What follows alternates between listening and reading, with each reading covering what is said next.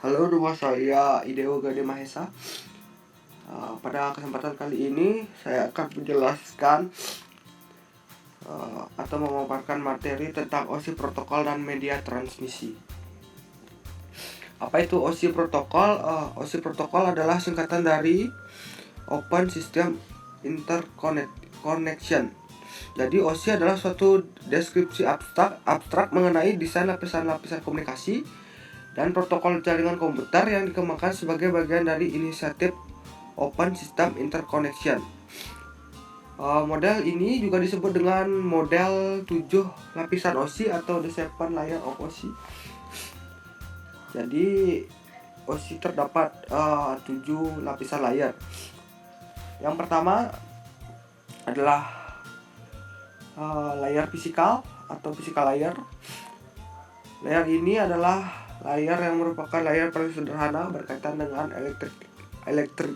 elektrikal dan optikal koneksi antar peralatan.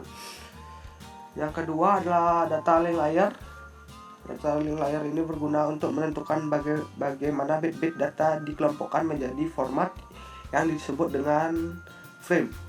Pada lapisan ini, apabila bit-bit ini dibungkus dan ingin dikirim harus melalui media WAN atau WAN protokol arsitektur atau harus melalui LAN arsitektur. Selain itu, di level ini juga terjadi koreksi kesalahan data.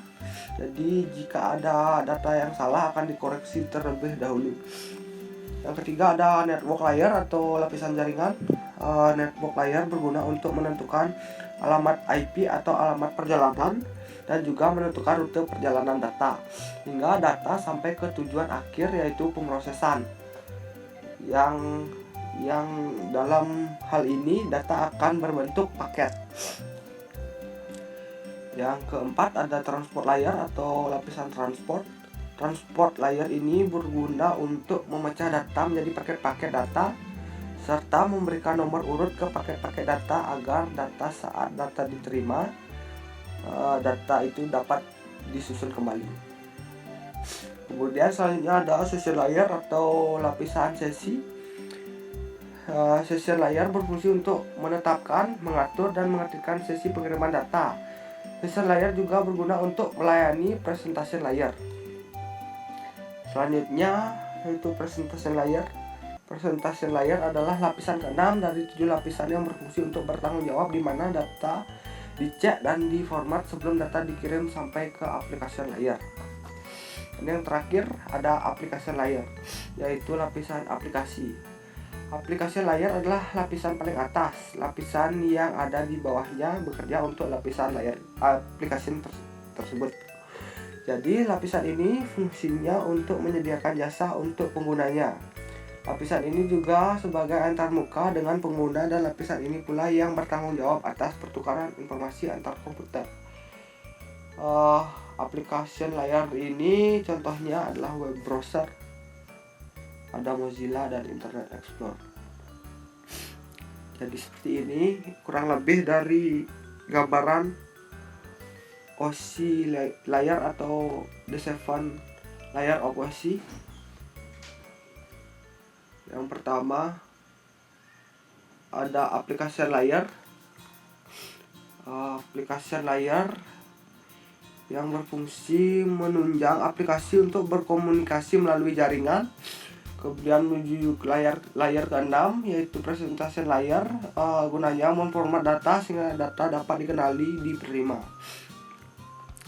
Kemudian session layer berfungsi membentuk koneksi kemudian memutuskannya ketika data telah dikirim. Selanjutnya adalah mengatur flow control dan mengirim ulang data jika diperlukan, yaitu fungsi dari transport layer. Kemudian network layer menambahkan alamat jaringan pada paket. Baru kemudian di data link layer menambahkan MAC address pada paket. Dan yang terakhir di physical layer berguna untuk mengirimkan data melalui media transmisi. Baik, selanjutnya saya akan jelaskan media transmisi. Media transmisi adalah media yang menghubungkan antara pengirim dan penerima informasi atau data karena jarak jauh. Jadi media transmisi ini dibagi menjadi dua, yaitu media transmisi guided dan unguided. Media transmisi guided adalah media yang menyediakan jalur transmisi sinyal yang terbatas secara fisik. Contohnya adalah twister pair kabel. Twister pair kabel adalah kabel yang terdiri dari beberapa dawai kawat tembaga yang digabungkan menjadi satu dengan cara dipilah atau dibelit 6 kali per inci membentuk spiral. Jenisnya adalah jenisnya yaitu kabel UTP, kabel FTP, dan kabel STP. Selanjutnya ada koaksial kabel. Koaksial kabel merupakan kabel koaksial yang memiliki dua buah konduktor.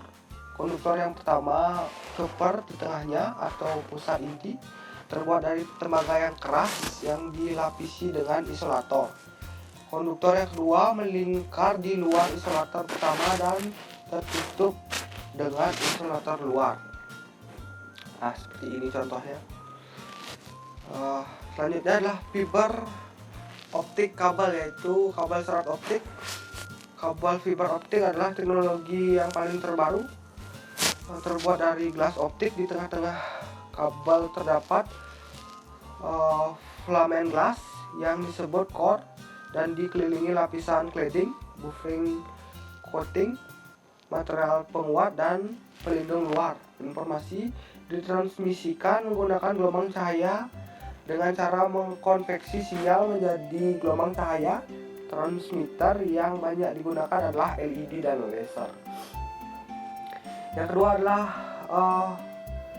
unguided transmisi atau transmisi unguided.